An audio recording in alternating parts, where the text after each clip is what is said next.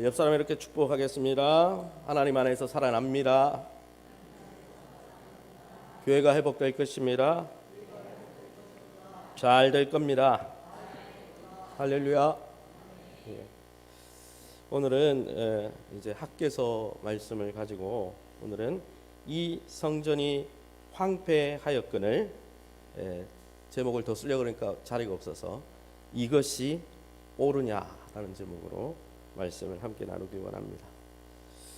제가 지난번 사역하며 거주했던 의정부 장암동으로 들어가는 초입에 들어가다 보면 이제 동구간선에서 내려와서 의정부로 들어가다 보면 아주 을씨년스러운 건물 하나가 떡 버티고 있는 것을 볼 수 있었습니다.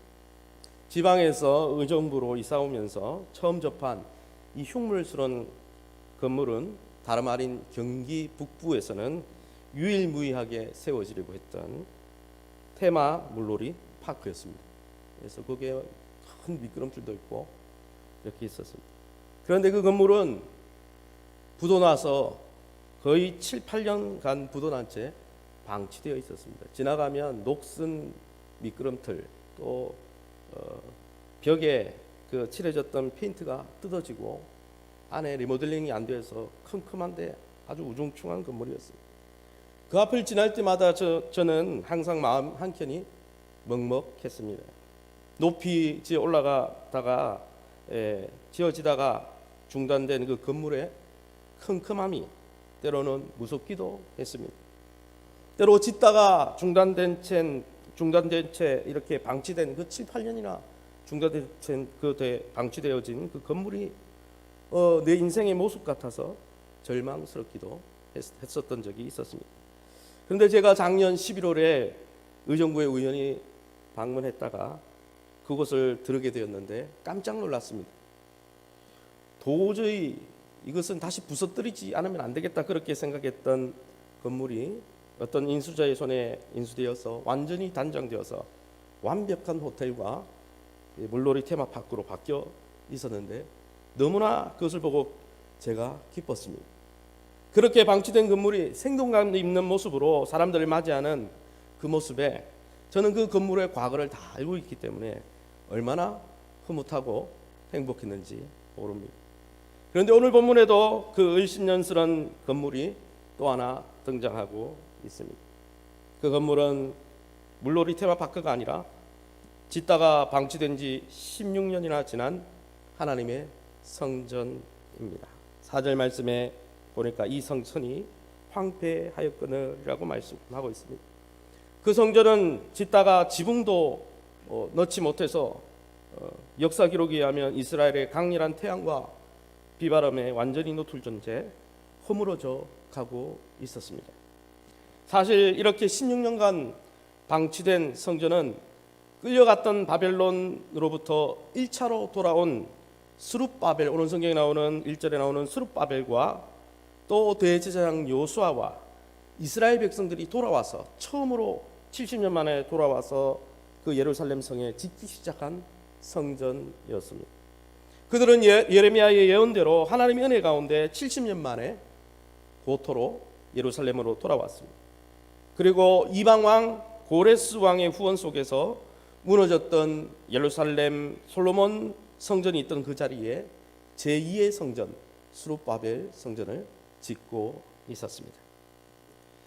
사실 그들은 이 하나님의 백성 이들은 예루살렘의 솔로몬 성전이 이방의 바벨론 느부갓네살 왕에 의해서 무너진 뒤 70년간, 우리는 지금 9개월 동안 현장 예배 없이 이렇게 제한받고 있지만 70년 동안 현장 예배 없이 지냈다는 것이죠.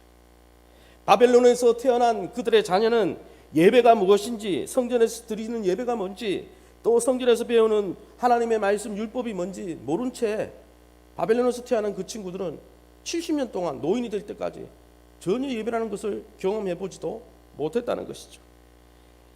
이런 그들의 오랜 바람 끝에 하나님의 약속대로 성전이 무너진 지 70년 만에 다시 예루살렘으로 돌아온 것이죠. 그리고 하나님과의 만남이 가능하게 만들어주는 이 하나님의 성전을 다시 재빨리 짓기 시작했습니다. 그 성전을 짓고 예배를 회복하고 율법도 다시 가르치며 하나님의 백성답게 하나님과 동행하고 살기를 원했다는 것이죠. 그런데 이렇게 혈기왕성하게 열정적으로 일하는 이스라엘 앞에 방해꾼들이 나타났습니다. 이미 70년간을 예루살렘에 실거주했던 사마리아인들이 방해하기 시작했습니다. 그리고 이스라엘의 성전 재건 공사가 고레스 왕의 인허하에 이루어졌음에도 불구하고 이스라엘의 성전 재건 공사의 목적을 반정부적 쿠데타로 이 페르시아 왕들에게 고해바치기 시작했습니다. 그리고 정치적인 오해와 편견 속에서 결국 이 고레스 왕이 죽고 나자 성전 공사는 중단되게 됩니다. 그 공사를 주도했던 다윗 가문의 스룹바벨이라는 이 총독 지도자죠. 지도자에게는 매우 충격적인 사건이었을 것입니다. 성전 재건을 통해 70년간 없었던 현장 예배를 회복하고 율법을 가르치려고 했던 제사장 요수아에게는 무척 낙심되는 사건이었을 것입니다. 그들을 따르며 돌아오자마자 성전 건축에 올인했던 이스라엘 백성에게는 청천벽력과 같은 소식이었을 것입니다. 그들과 함께 고토로 돌아왔던 선지자 학개의 눈에도 참으로 이해되지 않는, 하나님이 돌아오게 하셨으면 약속대로 짓게 하셔야 되는데 왜 이렇게 막으실까 이해되지 않는 사건이었습니다. 성전은 이렇게 방치된 채 16년이 흘렀습니다. 올리다만 성전에는 들짐승들의 거처가 되어버렸죠. 지붕조차 올리지 못한 성전은 비바람이 칠 때마다 지나가는 사람들에게 윙윙 울부짖곤 했다는 것이죠. 이렇게 16년간 방치된 성전을 바라보면서 돌아온 이스라엘 백성들의 마음도 아주 먹먹했을 것입니다. 버려진 성전을 보면서 자신들도 하나님 앞에 버림받은 것 아닌가 그렇게 생각했을지도 모르겠습니다. 그런데 최근 한국교회도 이와 유사한 상황을 맞이하고 있습니다. 7, 80년대 놀라운 부흥의 경험은 이제 아주 옛날과 같은 추억이 되어버렸습니다. 더 이상 교회의 부흥은 없는 것 같은 그런 시대를 살고 있습니다. 게다가 올해는 코로나 바이러스라는 그것으로 인한 안전 문제로 현장 예배가 벌써 9개월째 제한받고 있습니다. 이제는 모이는 것도 어렵고 다시 예전에 활기찼던 교회의 모습으로 되돌아갈 수 있을까? 지도자들과 성도들이 다 막막해하는 모습입니다. 게다가 저는 이곳에서 3년간 지내면서 여름 장마철 때마다 낡아서 곳곳이 물새는 교회 건물과 또 좀처럼 변화 조짐이 보이지 않는 우리 교회의 모습을 생각하다 보니 이 학개서 본문이 너무나 절절히 와 닿는 듯 했습니다. 그런데 여러분, 참으로 감사한 것이 무엇인지 아십니까? 우리 하나님은 이러한 정말 너무나 소망이 없는 상황 속에서도 일하고 계신다는 것입니다. 할렐루야. 16년간 망치된 성전 앞에서 멍하게 정말 넋을 놓고 있는 이스라엘 백성들에게, 그것을 다 보고 목도했던 학개 선지자에게 하나님의 말씀을 불어넣어 주신다는 것입니다. 할렐루야. 성전 재건에 앞장섰던 지도자 스룹바벨과 여호수아에게 학개를 일으켜서 오늘 말씀하고 계시다는 것이죠. 그 성전 재건이 막혀 낙심한 이스라엘 백성들에게 오늘 말씀하고 계시다는 것입니다. 그들과 함께 이 고토로 들어와 모든 것을 목격하고 낙심했던 학개 선지자를 일으켜서 그의 입술에 하나님의 말씀을 넣어 주고 계시다는 것이죠. 아무쪼록 구약 성경의 학개서를 통해서 오늘도 우리에게 말씀하시는 하나님의 음성 앞에 겸손히 귀를 기울이며 순종할 수 있는 저와 여러분 다 될 수 있기를 예수님의 이름으로 축원합니다. 그러면 여러분, 학개 선지서를 통해서 또 특별히 학개 선지자를 통해 하나님은 이 시대의 한국교회, 또 이 시대를 살아가는 우리 한국교회와 한국교회 성도들 향해 무엇을 말씀하고 싶어 하시는 걸까요? 이 시대를 살아가는 우리 횃불교회와 횃불의 성도들에게 무엇을 말씀하고 싶어 하시는 걸까요? 첫 번째, 오늘 본문을 통해서 알 수 있는 것 하나는 교회의 영적 재건과 부흥과 하나님의 나라 운동은 시기의 문제가 아니라는 것입니다. 어떤 사람들은 이제 한국교회 부흥은 지나갔다고 통계학적으로 말하고 있습니다. 이제는 통계를 살펴볼 때 한국교회 유지하는 것도 힘들다라고 말하고 있습니다. 이제는 복음이 전해진 이후 100년 이상 지났기 때문에 기독교 후기 사회를 살아가기 때문에 예전처럼 기대 꽂고 복음을 전하면 사람들이 몰려오는 그런 시대가 다 지났고, 유수한 선진국, 기독교 선진국처럼 교회가 문을 닫는, 교회가 쇠퇴하는 일만 남았다, 이렇게 통계학적으로 발표를 하고 있습니다. 그들이 그런 이유로 드는 것은 바로 이 시대의 사상과 철학적인 세계관 때문입니다. 이제는 절대 진리란 말이 통용되지 않는 포스트 모더니즘 시대를 살아갑니다. 상대주의 시대를 살아갑니다. 너도 진리, 나도 진리, 모든 것이 진리, 절대 진리는 없다는 것이죠. 절대 권위는 없다는 것이죠. 그러기에 복음과 하나님의 교회가 들어설 자리가 없다 말들 합니다. 이제는 성경의 진리보다 자신의 욕심이 인권이 되는 자기중심적 시대이기 때문에 성경의 가치가 올라갈 수도 없고 성경의 가치를 붙드는 교회가 부흥할 수도 없는 시대라고 이야기하고 있습니다. 그런데 여러분, 그거 다 아십니까? 2000 수백 년 전에, 거의 2400~500년 전에도 이런 이론들이 바벨론에서 돌아온 이스라엘 백성들 가운데 있었다는 것이죠. 2절 말씀 우리 한 목소리로 읽어보겠습니다. 2절 말씀입니다. 시작. 만군의 여호와가 이같이 이르노라. 이 백성이 말하기를 여호와의 전을 건축할 시기가 이르지 아니하였다 하느니라. 아멘. 현대인 성경을 읽어드리겠습니다. 전능한 나 여호와가 말한다. 이 백성들이 성전을 건축할 때가 아직 되지 않았다고 말하고 있다. 여러분, 이스라엘 백성들이 성전의 황폐함을 16년간 방치하고 있었습니다. 성전을 통한 예배 회복, 경건의 훈련들이 포로기 70년간 없었죠. 70년 동안 예배가 없고 70년 동안 영적인 훈련이 없었던 그들에게 16년이 되어져서 86년간, 거의 100년간 그들은 영적인 황무지에 방치되어 있었습니다. 그런데 그럼에도 불구하고 그들이 왜 성전 짓기를 16년간 방치해버린 이유가 뭡니까? 바로 시기가 좋지 않다는 것이었습니다. 아직 국제 정세가 풀리지 않았다는 것이죠. 아직 정부가 성전 재건의 금지령을 풀지 않았기 때문에 이것은 하나님의 사인이다, 그래서 그냥 방치하자, 이렇게 말했다는 것이죠. 지금 시대적 흐름과 환경이 교회가 성장하고 부흥할 그런 시기가 아니다, 이렇게 말했다는 것입니다. 사실 이들이 말하는 이유가 전혀 근거 없는 변명은 아니었습니다. 실제로 예루살렘 주변 사마리인들의 고발과 민원으로 인해서 고레스 왕이 죽고 나서 아하수에로 왕, 아닥삭스다 왕에 의해서 성전 재건 공사가 거의 14년 동안 정치적으로 막혀 있었기 때문입니다. 이러한 정치적인 상황 앞에서 이스라엘 백성들의 성전 재건과 성전 재건을 위한 이 영적인 열심이 16년이 지나다 보니까 점점 식어가기 시작했다는 것이죠. 보이는 모든 환경과 상황이 지금은 하나님의 때가 아니야, 이렇게 말하는 것처럼 보였다는 것이죠. 그런 상황 속에서 그들의 마음속에 실망과 의심과 회의가 자리 잡고 있었습니다. 그 기간이 16년 동안 지속되어지자 그들의 마음속에 이제는 영적 재건을 열망하는 마음이 점점 사라져 갔다는 것입니다. 그 결과는 어떻게 되었습니까?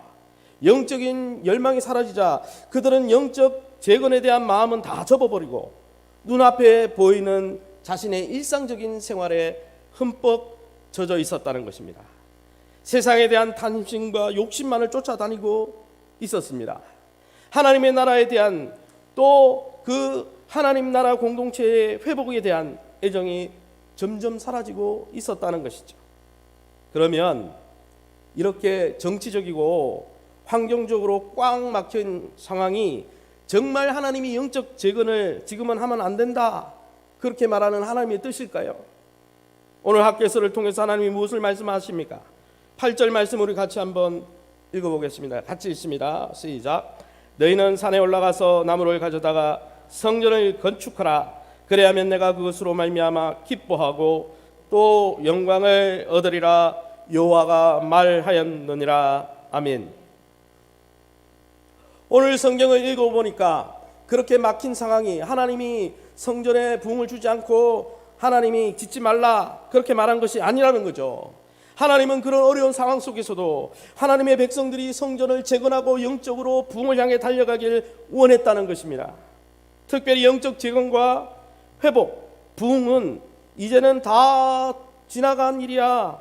다 지난 일이며 이제는 이 시대에는 부흥, 교회 부흥 불가능한 일이야. 시대가 그런 시대가 아니야. 이렇게 말하는 우리에게 주님이 무엇을 말씀하십니까? 자신을 어떤 분으로 소개하고 있습니까? 2절 말씀을 보세요. 뭐라고 말씀하십니까? 함께 읽어봅니다. 시작. 만군의 여호와가 이같이 말하여 이르노라. 아멘. 여러분, 때가 아닙니다. 부흥할 때가 아닙니다. 유죄도 대박인 겁니다. 이렇게 퇴보하지 않으면 그나마 다행입니다. 지금은 하나님 나라에 힘쓸 때가 아니에요. 이렇게 이야기하는 이스라엘 백성들에게 하나님이 어떤 하나님이요? 만군의 여호와라고 표현하고 있습니다. 만군의 여호와라는 호칭은 하늘의 천상의 군대를 이끌고 계신 하늘의 왕을 묘사할 때 쓰인 표현입니다.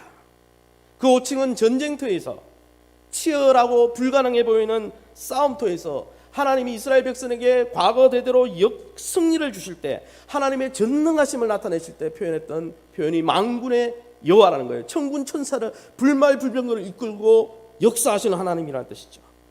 사랑하는 성도 여러분, 하나님은 전능한 왕이십니다. 하늘의 천군을 거느린 하늘의 권세 있는 왕이십니다.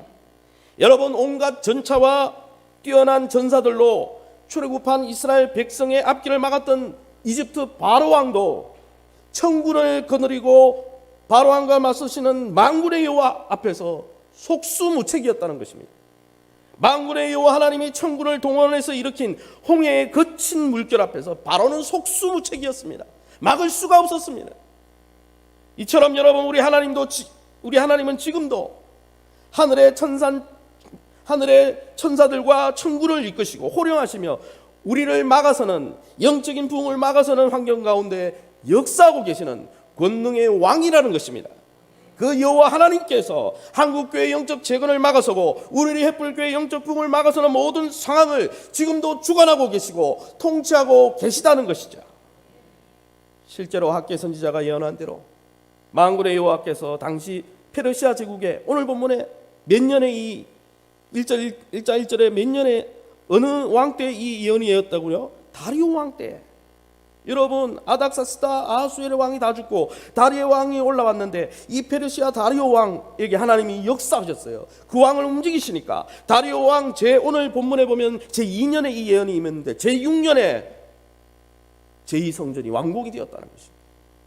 하나님이 그 시기가 아니고 때가 아니고 국제 정세가 아니라고 하는 그 정세를 바꿔버렸다는 거예요.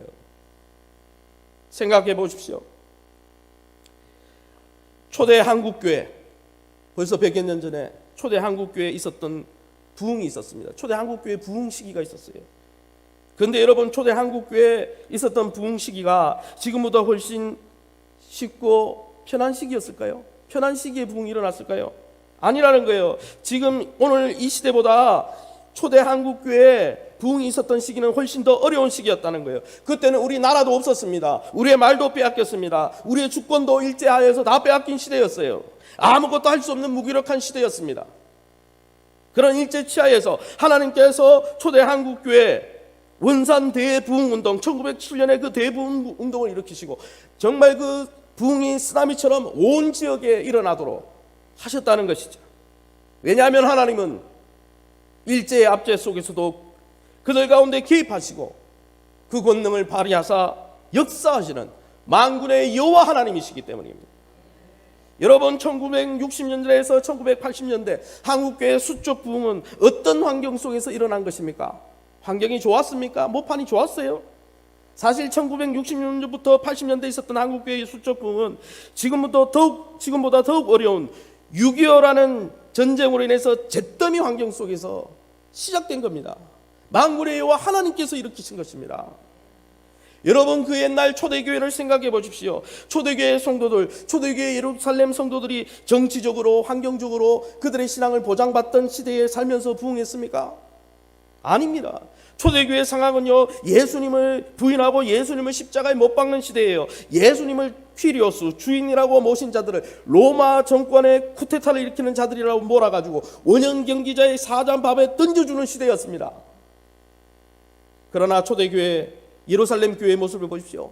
박해 가운데 오히려 부흥했습니다. 박해 가운데 역사가 나타났습니다. 예루살렘의 핍박이 맞아 흩어진 초대교회 성도들이 각 지역으로 흩어져서 교회의 부흥을 일으키고 각 교회를 일으키고 결국 어떻게 됩니까?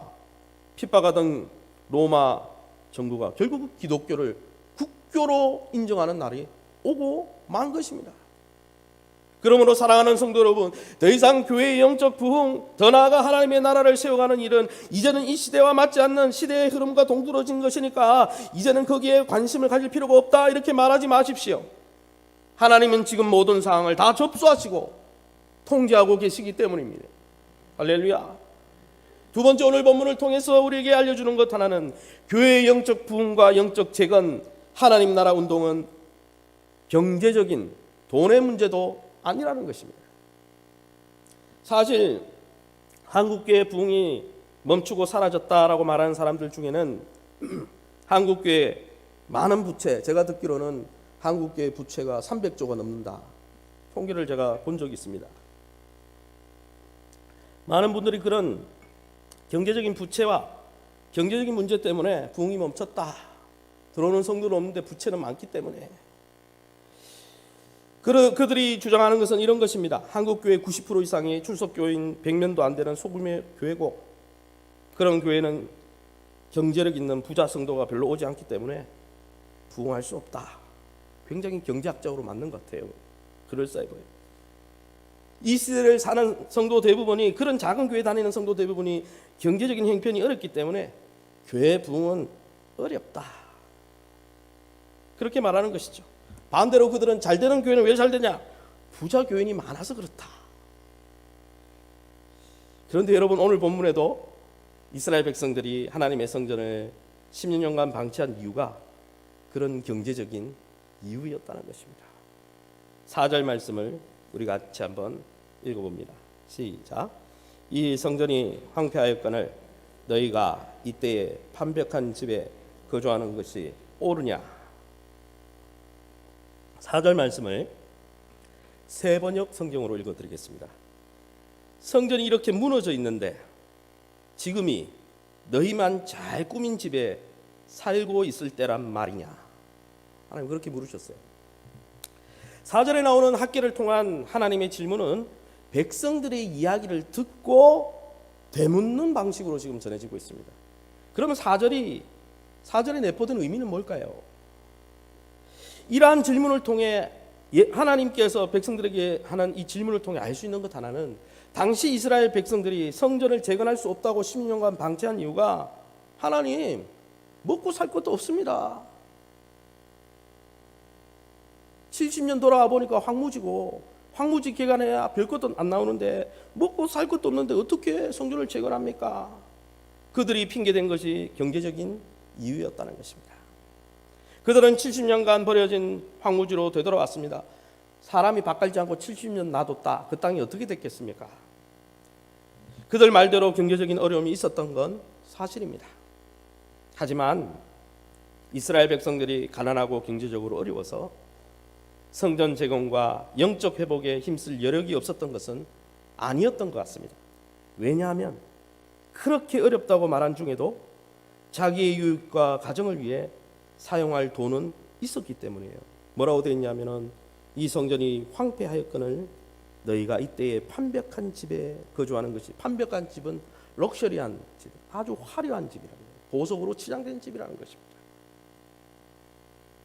여러분, 만약 상상을 해보세요.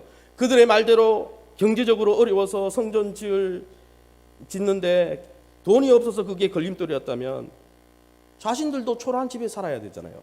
돈이 없으니까. 그러나 자신들의 가정을 꾸미는 데는 엄청난 경제력을 쏟아붓고 있었다는 것입니다. 하나님의 성전은 지붕도 없는데, 그래서 비바람이 불면은 소리를 내고 있는데, 그들의 집은 아주 화려하게 지붕이 있는 집, 판벽한 집은 지붕과 옆면이 다 둘러진 아름다운 집을 이야기하는 거예요. 그 말은 성전은 지붕도 없었다는 이야기죠.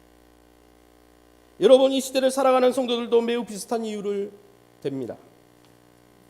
교회를 새롭게 하고 영적으로 세워가는데 헌신해보자 이렇게 말하면 목사님 밥벌이 하는데도 힘든데, 경제적으로 어려운데 지금은 때가 아닙니다. 그런데 여러분, 경제적으로 여력이 없다고 하면서 자신을 꾸미고 쇼핑하는 데는 재정을 투자합니다. 섬길 시간이 없고 여유가 없다고 말하면서 자신이 가고 싶은 곳, 보고 싶은 곳은 꼭 시간을 내어서 물질을 들여서 갑니다. 이것이 바로 현대를 살아가는 성도들의 단면입니다. 사랑하는 성도 여러분, 이런 우리의 모습을 지적하신 하나님께서 자신을 어떻게 소개하고 있습니까? 3절 말씀을 보시기 바랍니다. 3절 말씀 우리 같이 한번 읽어봅니다. 시작. 여호와의 말씀이 선지자 학개에게 임하여 이르시되. 2절에서는 만군의 여호와라고 자신을 소개하신 하나님께서 3절에, 특별히 4절에 이 말씀, 경제적인 문제로 운운하며 성전 짓기를 거부한 이스라엘 백성들 앞에 나는 여호와다라고 말씀하고 있습니다. 이 여호와라는 호칭은 언약의 신실한 하나님이라는 뜻입니다. 이스라엘 백성과 언약을 맺고 이스라엘 백성과 결혼해서 이스라엘의 남편으로서 신실하게 역사하는 분, 이런 뜻이 바로 이스라엘의 남편이다, 이런 뜻이 여호와입니다. 여러분, 하나님을 반역한 이스라엘 백성들이 바벨론 포로로 끌려가서 징계가 심판 가운데 있었지만 하나님은 그들의 남편으로서 호세아 선지자처럼, 호세아 선지자가 여러분 창녀를 자기 아내로 맞이했잖아요. 호세아 선지자가 영적으로 가늠한 그 아내를 어떻게 했습니까? 가늠했다고 내다 버렸습니까? 그 아내는 남편을 버리고 다른 남자와 잠을 자고 또 전혀 알지 못하는 남의 아이를 놓고 했지만은 이 호세아 선지자는 하나님의 마음을 알게 하려고 하나님이 호세아 선지자는 어떻게 했습니까? 그 음부를 다시 찾아와 가지고 자기 아내로 삼고 그랬어요. 여러분, 그 호세아 선지처럼 영적으로 가늠하고 우상을 섬겼던 그들을 버리지 않았다는 거예요. 하나님 그래서 예레미야에게 심판을 예언하면서도 70년 뒤가 되면 내가 그들의 부패한 마음을 징계해서 바로잡은 뒤에는 70년 뒤에는 다시 회복시켜 줄 것이다. 왜? 그들은 나의 신부이기 때문이다. 그렇게 말씀하시고 그 언약대로, 그 말씀대로 스룹바벨과 요호수아와 학교를 필두로 1차 귀환이 이루어지게 하셨습니다. 이들이 돌아온 이후에 2차로 에스라, 또 3차로 느헤미야, 여러분 말라기, 많은 사람들이 100년에 걸쳐서 수많은 사람들이 약속의 땅으로 돌아오도록 역사하셨다는 거예요. 그런데 여러분, 여호와를 남편으로 맞이한 신부 이스라엘 백성들이 어땠습니까? 그들은 그들의 죄악 때문에 70년 바벨론 종살이한 다음 그들의 회복을 위해서 이렇게 남편으로서 신실하게 그들을 버리지 않고 역사하셨던 여호와 앞에서 이제 성전을 못 짓겠다, 성전을 통해 하나님을 섬기는 일 더 이상 내게는 중요하지 않아요, 이렇게 말하고 있다는 것입니다. 호세아처럼 음부인 가늠한 여인을 사랑해서 그 간통한 자리에서 데리고 나와서 다시 아내의 자리에 고이 모셔놓았더니 이제는 그 아내가 뭐라고 이야기합니까? 당신은 내 남편이 아닙니다. 나는 이제 당신을 섬기길 원하지 않습니다. 이렇게 말하고 있는 것이죠. 그것과 같은 것이 오늘 본문에 등장하는 것이죠. 그러면 여러분, 교회의 영적 재건과 회복, 부흥, 하나님 나라 회복이 일어나지 않는 이유가 시대적 흐름도 아니고 경제적인 문제도 아니라면 어디에 문제가 있는 것일까요? 오늘 본문이 밝혀주는 이유는 교회의 영적 재건과 부흥이 일어나지 않는 진짜 이유는 현대를 살아가는 우리의 사랑과 우리의 소망이 변질되었기 때문입니다. 어떤 이유 때문이든 여러분, 현대를 살아가는 현대 교회의 특징이 뭔지 아십니까? 더 이상 교회를 위해서 헌신하십시오 그러면 싫어한다는 거예요. 많은 교회에서 사역 박람회라는 걸 합니다. 연말에. 왜 사역 박람회가 만들어진지 아십니까? 성도들이 헌신하지 않으니까. 외부 부스에 박람회라는 걸 많이 봤거든요. 그래서 부스 설치해가지고 사역 박람회다. 저도 지난번 교회에서 얼마나 많이 했는지 몰라요. 제발, 제가 그때 유치부 250명이었거든요. 애들이. 제발 유치부 교사가 없습니다. 70명 교사가 안 됩니다. 100명이 돼야 됩니다. 와 주십시오. 고래고래 감지르면서 제 돈 들여가 호떡 구워주면서 속에 전단지 뿌려가면서 헌신을 안 하니까 요즘 시대가. 여러분, 몸된 교회를 위해 은사를 기부해 주십시오. 원치 않습니다. 요즘 시대는 내 신앙만 지키면 됩니다. 이렇게 생각해요. 교회를 통해 하나님의 사역에 물질로 헌신하십시오. 더 고개를 절레절레 졌습니다. 왜일까요? 그럴 시기가 아니기 때문입니까? 정말 우리에게 먹고 쓸 것이 없어서 그래요? 시간적 여력이 없어서 그렇습니까? 아닙니다. 하나님을 더 이상 예전처럼 마음을 다해 사랑하지 않기 때문입니다. 더 이상 보이지 않는 하나님의 나라를 기대하지 않기 때문이에요. 보이지 않는 하나님을 사랑하고 섬기는 것보다 눈앞에 보이는 세상의 성공과 명예를 더 사랑하고 섬기기 때문이에요. 보이지 않는 하나님의 나라를 소망하기보다 그 나라를 얻기 위해서 갈망하기보다 보이는 세상을 소망하고 갈망하기 때문에 소망의 대상이 바뀌고 사랑의 대상이 바뀌었기 때문이에요. 현대를 살아가는 우리의 마음과 사랑이 변질되었기 때문입니다. 기독교 사상가 C.S. 루이스가 쓴 스크루 테이프의 편지라는 글을 혹시 읽어보셨습니까? 그 글에 보면 삼촌 악마인 스크루 테이프가 삼촌 악마입니다. 삼촌 악마가 조카 악마인 웜우드라는 조카 악마에게 말하는 부분이 나옵니다. 제가 읽어드리겠습니다. 조카야, 이제는 내 말을 좀 알아듣겠느냐? 수생이기 동안 우리가 쉬지 않고 공작해온 덕분에 이제 사람들은 눈앞에 펼쳐지는 친숙한 일상에 눈이 팔려 생소하기만 한 미지의 존재는 믿지 못하게 되었어. 그러니 계속해서 사물과 현실의 일상성을 사람들에게 주입해야 해. 고난을 주니까 더 믿음이 살아나니까 이제는 편하게 해준 거예요. 일상이 편하도록 해주니까 다 떠나간 거예요. 여러분, 사단의 전략 중 하나가 무엇인지 아세요? 눈에 보이는 현실, 친숙한 일상에 눈이 팔려서 생소한 내세에 대해서는 더 이상 믿지 못하게 만드는 겁니다. 결국 수많은 사람들이 사단의 계략에 넘어가고 있습니다. 사람들은 친숙한 일상에 빠져서 눈에 보이는 것이 전부라고 생각하고 눈에 보이는 것만 쫓아가는 시대가 되어버렸어요. 마태복음 24장에 예수님 이야기하셨죠. 노아의 때와 같이 임자의 임함도 그러하리라. 홍수전에 노아가 방주에 들어가던 날까지 사람들이 먹고 마시고 장가들고 시집가고 있으면서 홍수가 나서 그들을 다 멸하기까지 깨닫지 못하였으니 임자의 임함도 이와 같으리라. 마지막 때가 되면 다 눈앞에 일상적인 것에 취해가지고 신경 안 쓴다는 거예요. 예수님이 오시는 것도 신경 안 쓰고 보이지 않는 하나님의 나라를 상속하는 것도 신경 안 쓴다는 거예요. 그리고 위험에 처해버린다는 것입니다. 사랑하는 성도 여러분, 눈앞의 것만 보고 쫓는 것은 어리석기도 하지만 매우 위험한 일입니다. 눈앞의 것만 보고 쫓아가면 앞에 깊은 웅덩이가 있는지 몇 미터 뒤에 절벽이 있는지 분별하지 못하다가 눈앞의 것만 보고 나가면 그런 위험한 한순간에 빠져버리는 거예요. 게다가 앞만 보고 달리면 어떻게 됩니까? 주변을 살필 수가 없어요. 흔히 우리가 대화하는 중에 우리 자신에게 함몰되어 있으면 상대방이 하는 이야기 다 놓칩니다. 그리고 엉뚱한 이야기 하는 거예요. 요즘 중학생들의 문제가 이것이라고 하죠. 스마트폰에 중독된 중학생들이 선생님이 백날 이야기해도 다시 질문하는 사례가 빈번하다고 합니다. 한 예로 제가 이야기를 들어보니까 선생님이 이제 학교 시간에 학숙제를 내주고 이거 숙제가 이거다 얘들아 이거다 하고 재차 확인해 줬는데 전화가 온다는 거예요. 시간 다 듣고 자기 말로 이야기했으면서 확인했는데도 오늘 숙제가 뭐냐고. 자기에게 함몰되어 있고 스마트폰에 빠져 있으니까 주변에 아무것도 안 보이는 거예요. 이처럼 눈앞의 것만 바라보며 쫓아가면 많은 것을 놓칠 수가 있습니다.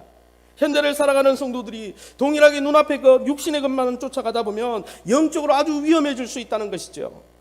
여러분, 영적으로 분별하지 못하고 이런 삶은 그냥 방치했다가는 보이지 않는 하나님도, 눈앞에 잡히지 않는 하나님의 나라도, 또 그 나라를 위해서 헌신하는 모든 삶도 아유 그건 뭘 보이지도 않는 걸 거기에 투자할 바에 내 삶이나 챙기지 이렇게 여기게 된다는 것이죠. 그리고 자신과 관련된 보이고 잡히는 것만 쫓아가게 된다는 거예요. 그러다가 어떻게 해요? 소돔과 고모라 성과 멸망당했던 롯의 처와 같이 그런 운명을 맞이할 수 있다라는 것입니다. 그러나 분명히 아시기 바랍니다. 우리가 바라고 소망하고 상속받길 원하는 나라는 보이고 잡히는 이 나라에 속한 나라가 아니라는 거예요. 보이지 않는, 그러나 분명히 존재하고 있는 고차원에 속한 하나님의 나라라는 거예요. 고린도후서 4장 18절에 우리가 주목하는 것은 보이는 것이 아니요 보이지 않는 것이니 보이는 것은 잠깐이요 보이지 않는 것은 영원함이니라. 고린도전서 15장에 형제들아 내가 이것을 말하노나 혈과 육은 이 세상에 가진 것으로는 하나님의 나라를 이어받을 수 없고, 왜요? 이 나라에 속한 나라가 아니기 때문이에요. 보이지 않지만 분명히 살아계셔서 지금도 온 우주를 다스리고 계신 여러분 하나님을 소개하는 유일한 세상의 기관이 교회입니다. 그 나라를 소망하고 그 영원한 나라를 상속받기까지 서로 영적으로 잠들지 않도록 깨우고 격려하는 것이 교회요 성도의 모임인 것이죠. 세상의 어떤 기관도 하나님의 나라를 준비시키는 하는 기관은 없어요. 그러기에 여러분, 우리는 보이지 않는 하나님의 나라를 잃지 않기 위해서 교회를 통해 영적으로 서로를 깨워야 합니다. 왜냐하면 이 시대 사단은 보이는 일상적인 일에 우리를 함몰시켜서 결국 보이지 않는 영원한 하나님의 나라를 다 잃게 만들고 있기 때문이에요. 특별히 코로나로 인해서 현장 예배가 드려지지 못하는 가운데 자기의 굳은 의지가 아니면 신앙생활을 하기 힘든 이 시대는 더 그런 것입니다. 사랑하는 성도 여러분, 이제 말씀을 정리하겠습니다. 보이지 않지만 분명히 고차원 세계에 존재하는 그 영원한 하나님의 나라에 대한 소망을 회복하시기 바랍니다. 그 모든 세계를 지으시고 그 영원한 나라를 상속시켜 주시기 원하시는 하나님에 대한 사랑을 회복하시기 바랍니다. 영원한 나라를 경험하며 살도록 지금도 일하고 계신 성령님과 날마다 깊이 교제하시기 바랍니다. 아무쪼록 우리의 사랑과 소망의 대상이 보이는 세상이 되지 않도록 깨어 있으면서 교회의 영적 재건을 통해 영원한 하나님의 나라를 다 상속받는 복된 저와 여러분 다 될 수 있기를 예수님의 이름으로 축원합니다. 이 시간에 우리 앞심에서 말씀 붙들고 기도하기 원합니다. 두 가지 놓고 기도합시다. 만군의 여호와 전능하신 하나님을 의지하고 시대와 환경을 뛰어넘어 교회의 영적 재건과 하나님 나라를 위해서 헌신할 수 있게 도와주옵소서. 시대가 아니라고 말하지 마세요. 하나님은 시대를 뚫고 가시는 전능하신 하나님. 두 번째 기도할 때는 우리를 신실하게 십자가 위에서 독생자까지 아끼지 아니하신 사랑의 하나님 여호와 하나님을 기억함으로 우리도 하나님을 신실하게 사랑하며 교회와 하나님 나라를 섬기는 직분자들이 되게 달라고 우리 합심해서 통성으로 주의 이름 한번 부르고 기도합니다. 주여, 하나님 아버지에 감사합니다. 하나님, 오래도록 16년간, 정확히 말하면 96년간 현장 예배도 없이 말씀도 없이 뿔뿔이 흩어졌다가 하나님께서 70년 만에 되돌게 하셔서 하나님 성전을 짓게 하셨는데 작은 고난과 또 정치적인 압박이 있었다고 모든 것을 포기하고 하나님이 없는 것처럼, 하나님의 영원한 나라가 없는 것처럼 일상적인 삶에 빠져서 하나님 아버지 정말 자초위기에 있는 그들을 주님이 찾아가셔서 학계를 일으켜 말씀하시고 내가 너희를 도와 너희를 압제하는 모든 환경으로부터 너희를 일으켜 너희의 교회와 너희의 성도의 삶을 부활케 하고 하나님 부흥케 하고 새롭게 하리라. 하나님 나를 믿고 쫓아오라 말씀해 주시니 감사합니다. 우리를 하나님 십자가 위에서 독생자까지 아끼지 않으시고 들으심으로 우리를 사랑했던 그 사랑을 기억하면서 하나님 우리 또한 주님을 신실하게 사랑하는 자로 믿음직한 주의 자녀로 세워질 수 있도록 하나님 우리를 깨워 주옵소서. 영적으로 하나님 이 세상이 아버지 우리 인생의 목적이 되지 않게 도와주시고 우리 인생의 목표가 이 세상의 성공이 되지 않게 도와주시고 이 세상을 떠날 준비를 잘하게 도와주시고 우리가 상속받을 나라가 이 나라가 아니라 영원한 보이지 않는 고차원에 있는 그 10차원 11차원에 있는 영원한 하나님의 나라임을 깨닫고 믿음으로 달려가게 도와주옵소서. 우리 교회가 영적으로 재건되어서 하나님 우리 성도들을 영적으로 준비시키며 주님의 오시는 날을 준비하며 인생을 멋지게 지혜롭게 살아가는 하나님 성도들을 배출해가는 영적 거장들을 배출해가는 믿음의 터전이 될 수 있도록 성령께서 역사해 주시고 성령께서 우리 성도들의 삶의 환경을 만군의 여호와 천군 천사를 일으켜서 하나님 우리 성도들의 삶을 맡고 있는 성도들의 삶을 제한하고 있는 모든 환경을 문제를 열어주시고 하나님의 놀라운 사랑으로 역사해 주셔서 우리의 한결같은 사랑이 더 뜨거워지게 도와주시고 하나님 우리의 한결같은 믿음이 하나님의 전능하심을 바라보며 믿음으로 이 모든 문제를 돌파해가는 믿음의 권속들이 되어서 그 의심연스럽던 그 호텔과 그 리조트 건물이 회복되어서 많은 사람이 환영하며 하나님 영접하는 건물로 바뀌었던 것처럼 우리의 아버지 횃불교회가, 우리 횃불교회가 하나님 다시 한번 주의 전성기를 맞이하며 주님 오시는 날까지 믿음의 횃불, 복음의 횃불을 높이 쳐들고 주님 기뻐하여, 주님 정말 기름을 준비하여 아버지 5명의 아버지 그 지혜로운 여인처럼 정리하게 주님 오심을 준비하는 어둠을 밝히는 복된 교회로 쓰임받을 수 있도록 축복하여 주옵소서. 주님이 역사하여 주시옵소서. 모든 영광 하나님께 돌려드리며 예수 이름으로 기도합니다. 아멘.